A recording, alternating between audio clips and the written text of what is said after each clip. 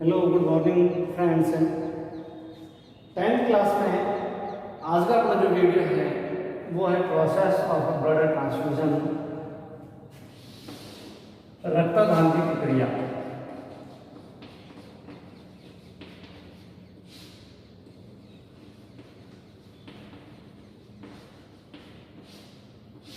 Topic है process of blood transfusion, रक्तदान की प्रक्रिया।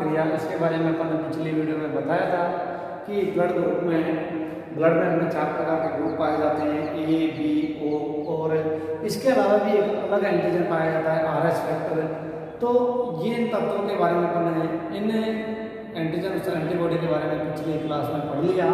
और आज जो अपना टॉपिक है वो है रक्तदान की प्रक्रिया, कि ब्लड को किस प्रकार से एक व्यक्ति से दूसरे व्यक्ति में चढ़ाया जाए।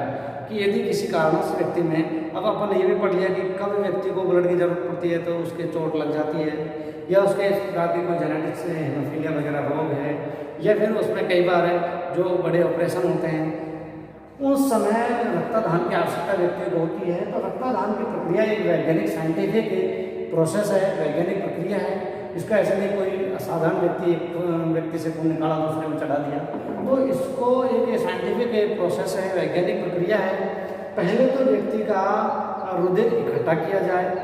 पहले तो इकट्ठा मतलब दूसरे व्यक्ति, जो स्वस्थ व्यक्ति है, जो खून दे रहा, दाता जिसको बोलते हैं, खून देने वाला, जिसका खून पहले तो इकट्ठा किया जाता है, फिर उसका खून दूसरे व्यक्ति को चढ़ाया जाए।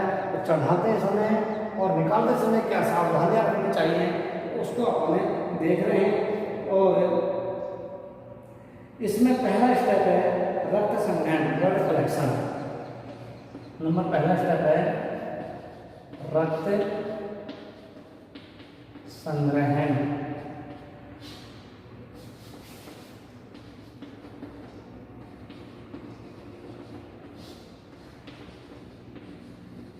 ब्लड कलेक्शन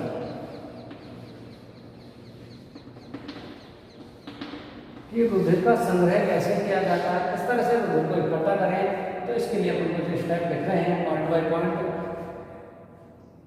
रक्त का संग्रहण प्रक्रिया से दाता के स्वास्थ्य का परीक्षण किया जाता है। रक्त संग्रहण से पूर्व दाता जो देता है, दाता के स्वास्थ्य का परीक्षण किया जाता है।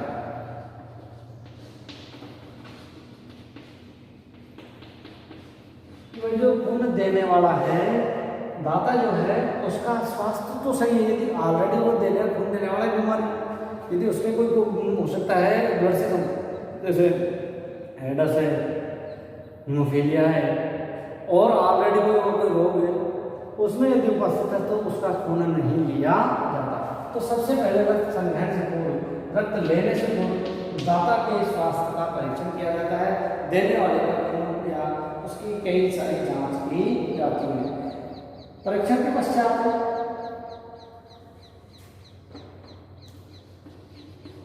स्वास्थ्य परीक्षण के पश्चात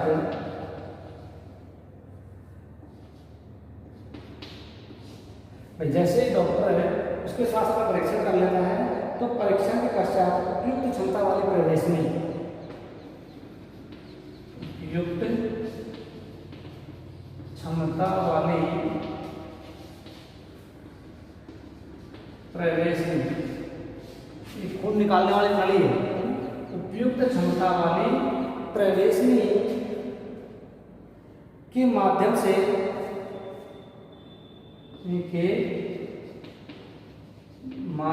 से निर्जमीकृत थैलियों में,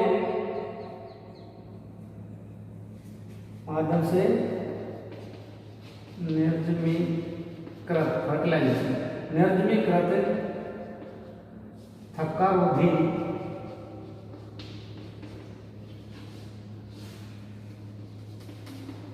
थैलियों में रुधिर का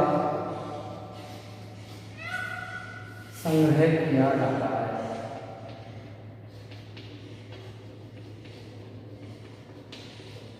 भाई एक विशेष प्रकार की जो थैलियाँ होती हैं उन थैलियों में एक विशेष क्षमता वाले प्रवेशी निडल होती है। निडल को जो अपनी ये नलिकाएं होती हैं सिरा और धमनी, इसे सिरा में उस निडल को लगा दिया जाता है और धीरे धीरे निर्जमीकृत थक्का रोधी इस प्रकार की कि उसमें ब्लड का थक्का न जाने, वायु बाहर की हवा न लगे।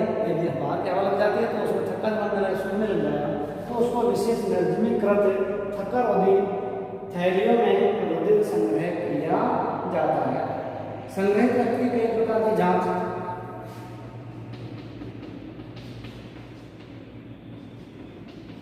संग्रहित रक्त की कई प्रकार की जांच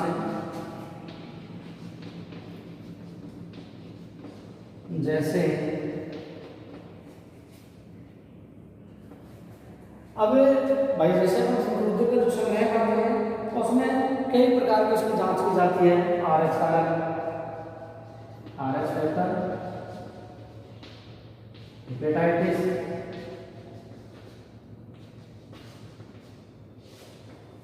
एंडस,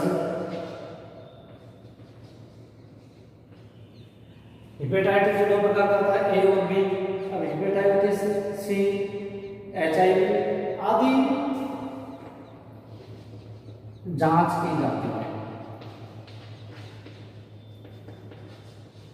भाई जैसे अपन ब्लड का स्टोरेज करें तो उससे पहले RH फैक्टर की, ये भी बता रहे मैंने, रुधिर पे पाए जाने वाला एंटीजन है RBC। तो हेपेटाइटिस,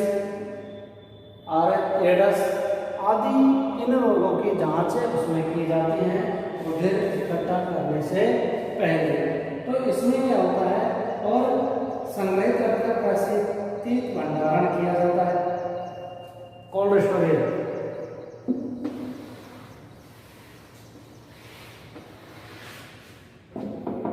नंबर 4 है संग्रहित रक्त का प्रशिक्षित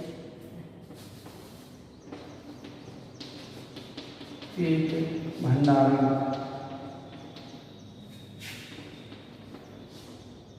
प्रशिक्षित भंडारण होता है, कोल्ड स्टोरेज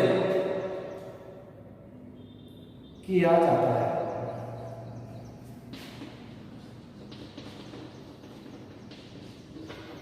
जिससे जीवाणु वृद्धि को रोका जा सके।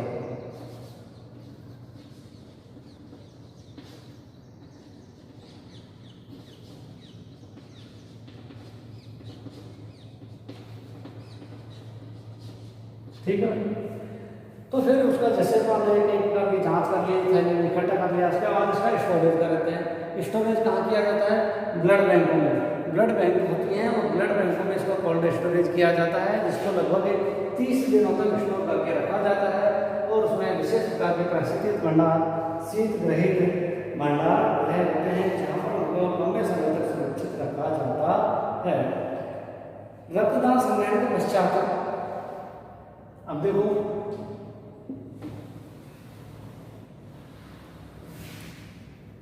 नेक्स्ट पॉइंट है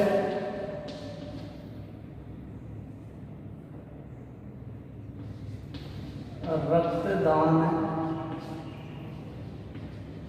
करने के बाद दाता को चिकित्सक या डॉक्टर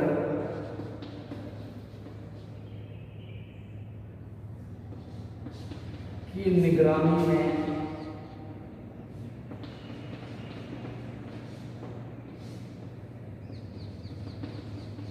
रखा जाता है।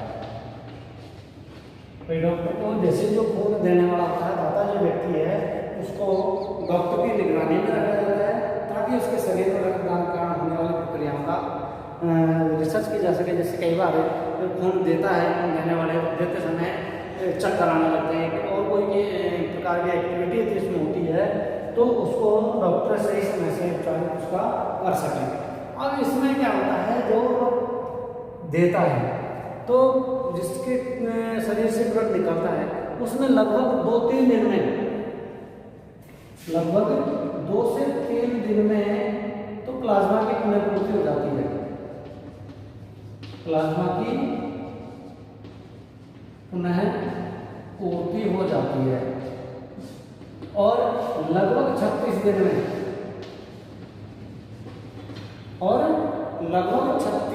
में रक्त कोशिकाएं परिसंचरण प्रणाली में प्रतिस्थापित हो जाती है। जो ब्लड सेल्स होती हैं वो परिसंचरण प्रणाली में एडजस्ट हो जाती है। तो इस प्रकार से ब्लड पहले संग्रहित किया जाता है ब्लड का, और उसके बाद उसको, अब ये तो है रक्त का स्टोरेज कि रक्त का संग्रहण अपन किस प्रकार से कर सकते हैं, और अब जो है वो है कि ब्लड चढ़ाया कैसे जाएगा व्यक्ति को। या तो था कि स्वस्थ व्यक्ति से खून लेने के बाद क्या क्या प्रोसीजर है, खून का भंडारण अपन किस प्रकार से करते हैं, और अब है कि खून को चढ़ाया कैसे जाएगा व्यक्ति में दूसरे व्यक्ति में, ब्लड का ट्रांसमिशन कैसे किया जाएगा। ये तो फर्स्ट स्टेप था। अब सेकंड स्टेप है कि किस प्रकार से रक्त का दूसरे व्यक्ति में आधान किया जाएगा, ट्रांसफ्यूजन। सेकंड स्टेप है आधान, जब बोलते थे रक्ताधान, ट्रांसफ्यूजन,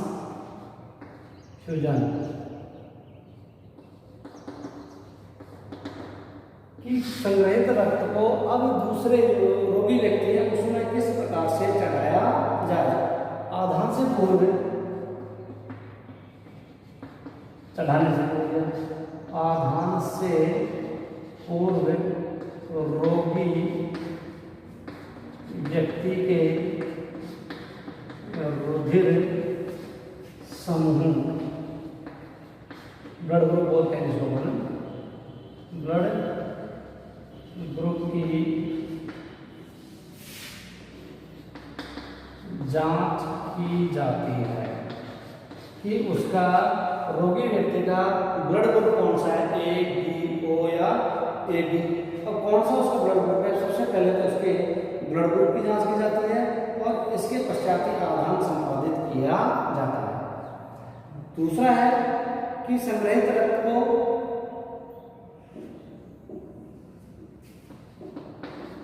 जो स्टोरेज रखता है, संग्रहित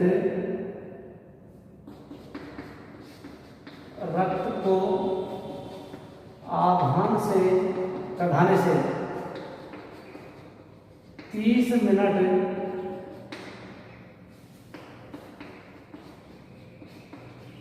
पूर्व ही शीत भंडार गृह से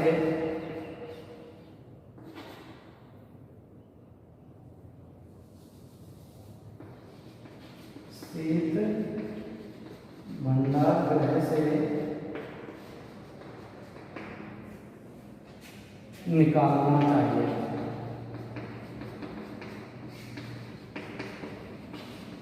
भाई जैसे अपन ने दान खून दिया, उसको कोल्ड स्टोरेज में स्टोर करके रखा जाता है सुरक्षित रखने के लिए, तो उसमें क्या होता है, खून चढ़ाने से केवल आधा घंटा पहले ही उस खून को बाहर लाना चाहिए, यानी कई घंटे पहले लाके भैया अपने यहाँ से खून निकाला जाए तो ले चढ़ा देंगे, इस तरह से नहीं होता है कि वहाँ से जो खून है वो केवल कोल्ड स्टोरेज से आधा घंटा पहले ही, 30 मिनट पहले ही वहाँ से निकलना चाहिए, अन्यथा उसमें संक्रमण की ज़्यादा संभावना बढ़ जाती है। रक्त केवल अंतःस्राविक रूप से दिया जाता है, रक्त केवल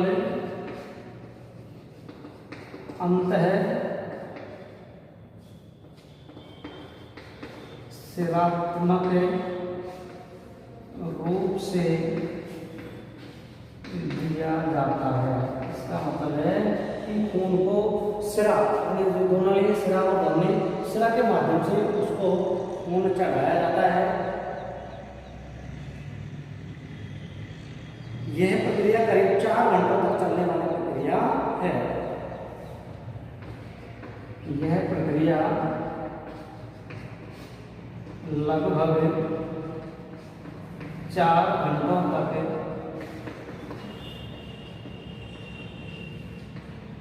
चलने वाली प्रक्रिया है। ये नहीं कि इसको बहुत जल्दी से खून धीरे धीरे बूंद बूंद करके उसको अंतःस्राव स्रा के अंदर उस निडल को लगा कर धीरे धीरे उसको खून में खून मिलता हुआ धीरे धीरे व्यक्ति में सर्कुलेट हो जाए। तो इस प्रकार से ये 4 घंटे तक चलने वाली एक प्रोसीजर है। और इसके बाद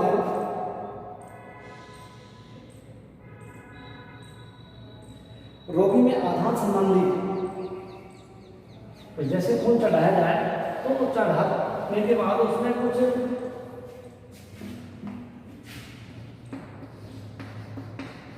रोगी में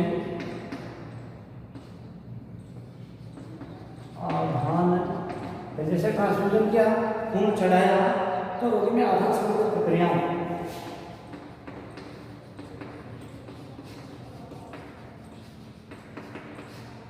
जैसे ज्वर ठंड जब एक व्यक्ति से दूसरे व्यक्ति खून चढ़ा जाता है, कई सारी प्रक्रियाएं होती हैं, इनका ध्यान रखा जाता है।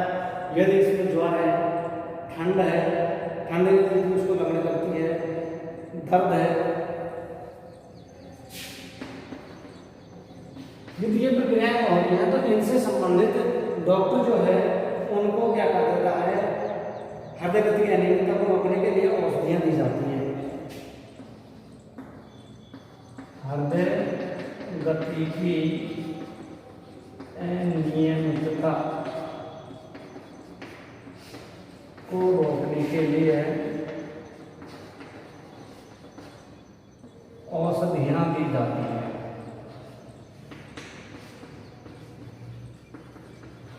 तो यह है रक्त प्रोसेस ऑफ ब्लड ट्रांसफ्यूजन, रक्तदान की प्रक्रिया। कि रक्तदान 2 स्टेप में किया जाता है। पहले तो रक्त का संग्रहण और फिर आदान। संग्रहण करने के लिए अपने 4-5 स्टेप बताए कि किस प्रकार से उस स्वस्थ व्यक्ति जिस व्यक्ति से अपन दूध ले रहे हैं, जो दाता है इसको, और यह है ग्राही। और ग्राही को क्या होगी, जिसको खून चढ़ाना है। अब खून चढ़ाने का आधान ट्रांसफ्यूजन, तो आधान से संबंधित क्या है कि आधान से पूर्व रोगी व्यक्ति के रुधिर का या ब्लड रुधिर समूह ब्लड ग्रुप की जांच की जाती है कि भाई उसका A, B, O, RH factor आदि इनसे संबंधित उसकी जांच की जाती है। तब जाके जिससे उसका मेल खाता है उसी ग्रुप का खून उसे रोगी व्यक्ति के चढ़ाया जाता है। दूसरा है संग्रहित रक्त को आधान से लगभग 30 मिनट पूर्व से ठंडा रहे। जो कोल्ड स्टोरेज होते हैं उनसे केवल चढ़ाने से 30 मिनट पहले ही उसको बाहर निकाला जाए, अन्यथा वो संक्रमित हो सकता है, खराबी होने की संभावना उसकी बढ़ जाती है। नेक्स्ट है रक्त केवल अंतःस्राव रूप से दिया जाता है। स्राव और नल, ये 2 नलियाँ होती हैं अपने जो 2 जैसे इंजेक्शन, जिसमें हाथ कई बार इंजेक्शन लगाता है डॉक्टर, धीरे धीरे उस निडल के माध्यम से उसमें सिरा में उस निडल को लगा दिया जाता है और प्रवेशी नलिका के माध्यम से ये प्रक्रिया लगभग 4 घंटों तक चलती रहती है। धीरे धीरे बूंद बूंद करके वो ब्लड उसमें मिलता रहता है। फिर इसके बाद क्या होता है कि रोगी में जैसे आधार संबंधी प्रक्रियाएं, रोगी व्यक्ति जो है उसमें जैसे ब्लड चढ़ाते समय डॉक्टर उसकी ठंड है, ज्वर है, दर्द है, या फिर उसके हृदय गति का नियमितता को रोकने के लिए उसमें वो औषधियाँ उसको देता है। तो इस प्रकार से ये एक साइंटिफिक प्रोसीजर है, साइंटिफिक वैज्ञानिक प्रक्रिया है और इसके माध्यम से ये एक व्यक्ति से दूसरे व्यक्ति में रक्त का आदान किया जाता है। अब ये तो है ब्लड संबंधी। अब रक्तदान के दौरान बरती जाने वाली सावधानियां कि कौन कौन सी सावधानियां व्यक्ति को रखनी चाहिए। रक्तदान के समय बरती जाने वाली सावधानियां कि जैसे एक व्यक्ति से दूसरे व्यक्ति में खून चढ़ाया जाए तो उस समय क्या सावधानियां रखनी चाहिए, वो सावधानियां थोड़ा सा देख लीजिए कि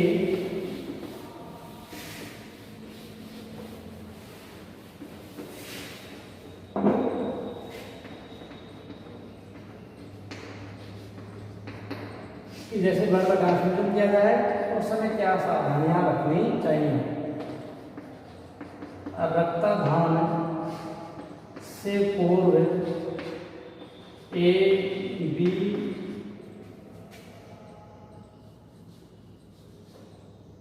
ABO बोलते हैं सीधा ब्लड और RH फैक्टर का मिलान। सबसे पहला तो जरूरी है कि इनमें ब्लड ग्रुप और RH रक्त का मिलान करना 100% जरूरी होता है। दूसरा है रक्त के दाता के रक्त में रोगकारक और हानिकारक तत्वों का दाता के रक्त में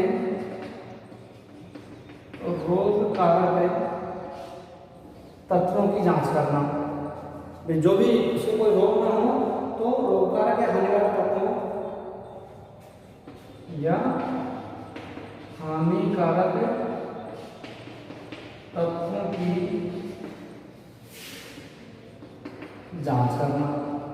भाई सबसे पहला ये भी मैं कहा कि दाता के खून दे रहा है उसके ही खून में यदि कोई जेनेटिक्स बीमारी, खून से संबंधित बीमारी है या वो ऑलरेडी कोई बीमारी से ग्रसित है तो उसमें उन बीमारियां या वो हानिकारक तत्वों की पहचान करना जरूरी होता है। नेक्स्ट है कि दोनों के रक्त में RH कारक का मिलान होना जरूरी है। दोनों के रक्त में RH कारक का मिलान होना जरूरी है।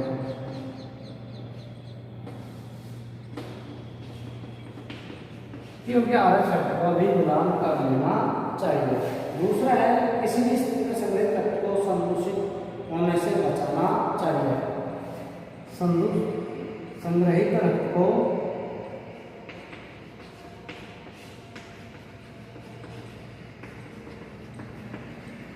संदूषित होने से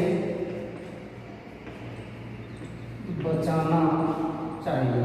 जैसे कोई स्टोरेज है ब्लड बैंक में तो उस ब्लड को खराब होने से बचाना चाहिए। संग्रहण तथा आधान आवश्यक रूप से चिकित्सक की उपस्थिति में हो। संग्रहण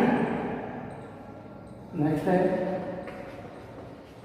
संग्रहण एवं आधान डॉक्टर की उपस्थिति में ही हो।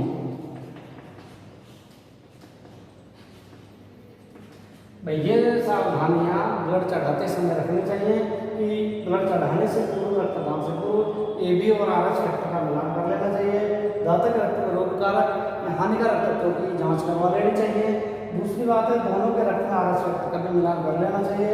संग्रहित रक्त को संदूषित होने से कोल्ड स्टोरेज में क्या होता है, ब्लड की विशेष खासियत ये होती है कि ब्लड बैंक में ये केवल 30 दिन तक ये रुधिर है जो संग्रहित रह पाता है, इसके बाद ये ब्लड खराब हो जाता है। तो डॉक्टरों में उसकी विशेष ध्यान रखना जरूरी होता है कि ब्लड बैंक में कौन सा किस डेट में आया, तो इसके ऊपर जैसे सैंपल लिया जाता है उसी दिन उसके ऊपर डेट लिख दी जाती है कि पहले जो पुराना स्टॉक होता है उसको खाली किया जाए, नया रक्त उसमें स्टोरेज रखे रहें। तो संग्रहण और आधान डॉक्टर की उपस्थिति में होना। ये नहीं कि अपन खून निकाल लिया, किसी ने खून चढ़ा दिया, ये सारी प्रक्रियाएं एक साइंटिफिक प्रक्रिया है, इसमें डॉक्टर का उपस्थित करना जरूरी है। डॉक्टर की उपस्थिति में उसको निकाले और डॉक्टर की उपस्थिति में उसको दूसरे व्यक्ति में चढ़ाया जाए। तो ये ब्लड ट्रांसफ्यूजन आज अपना पॉइंट खत्म है कि रक्तदान एक वैज्ञानिक प्रक्रिया है। किस प्रकार से रक्त का संग्रहण करते हैं, किस प्रकार से चढ़ाते हैं और चढ़ाते समय क्या सावधानियां रखनी चाहिए। ये प्रश्न एक अच्छा मोस्ट क्वेश्चन है ब्लड से संबंधित कि प्रोसेस ऑफ ब्लड ट्रांसफ्यूजन में। तो ये अपना आज का पॉइंट है, ब्लड ट्रांसफ्यूजन का खत्म है। और आगे जो हम बताएंगे वो है रुधिर वर्ग का आनुवंशिक महत्व कि रुधिर वर्ग जो है ब्लड ग्रुप है उनका जेनेटिक्स महत्व क्या है, आनुवंशिक महत्व उनका क्या है। इसको अपन अगली वीडियो जो अपनी अगली क्लास होगी उस अगली क्लास में अपन इसको बता देंगे। ओके।